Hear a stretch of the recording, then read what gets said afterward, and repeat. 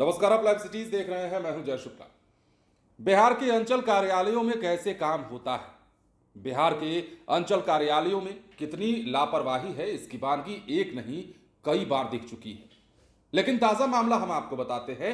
पिछले कुछ घंटों से बिहार में एक कुत्ते की चर्चा खूब हो रही है।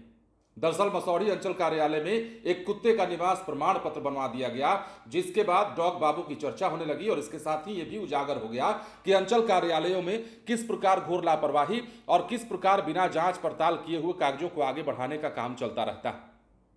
अब देखिए, जिस मसौढ़ी अंचल कार्यालय की चर्चा हो रही है, जिस निवास प्रमाण पत्र की चर्चा हो रही है, जिसमें कुत्ते का फोटो लगा हुआ है, अब इस मामले में डीएम साहब ने एक्शन ले लिया है और एक को सस्पेंड कर दिया गया है और एक को चलता कर दिया गया, मतलब छुट्टी कर दी गई है इनकी।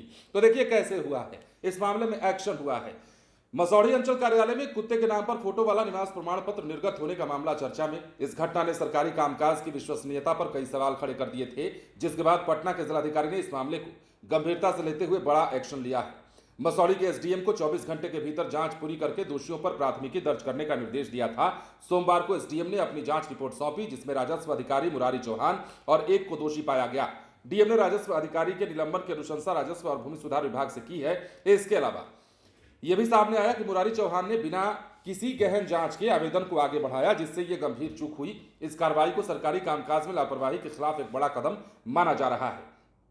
अब इतना ही नहीं, इस मामले में आईटी सहायक मंटू कुमार की भूमिका भी संदिग्ध पाई गई है। उन्होंने बिना समुचित जांच के आवेदन को राजस्व अधिकारी के लॉगिन पर स्वीकृत के लिए अग्रसारित कर दिया।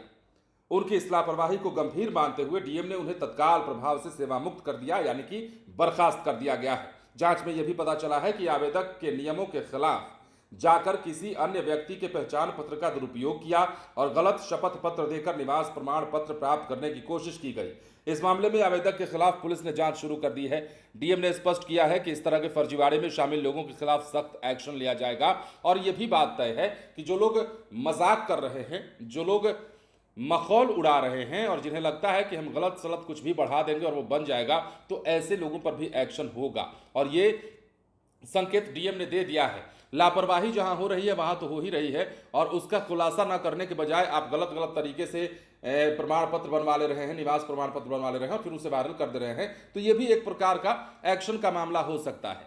लेकिन अब बात अगर इस खबर की करें तो बिहार में अंचल कार्यालयों में पिछले दिनों हमने आपको बताया था, खबर बिहार की ही खबर थी, सोनालिका ट्रैक्टर का बाकायदा फोटो दे दिया जाता है और जैसे ही वो अंचल कार्यालय में जाता है उसके बाद बनकर वापस भी आ जाता है सोनालिका देवी नाम से, और मतलब अजीब अजीब तरीके का वहां पे था। हमने आपको खबर बताई थी। लेकिन अब कुत्ते का निवास प्रमाण पत्र बनना अपने आप में घोर लापरवाही को दर्शाता है। यह दर्शाता है कि अंचल कार्यालयों में कितनी लापरवाही है, किस प्रकार कागजों को बिना देखे आगे बढ़ा दिया जाता है।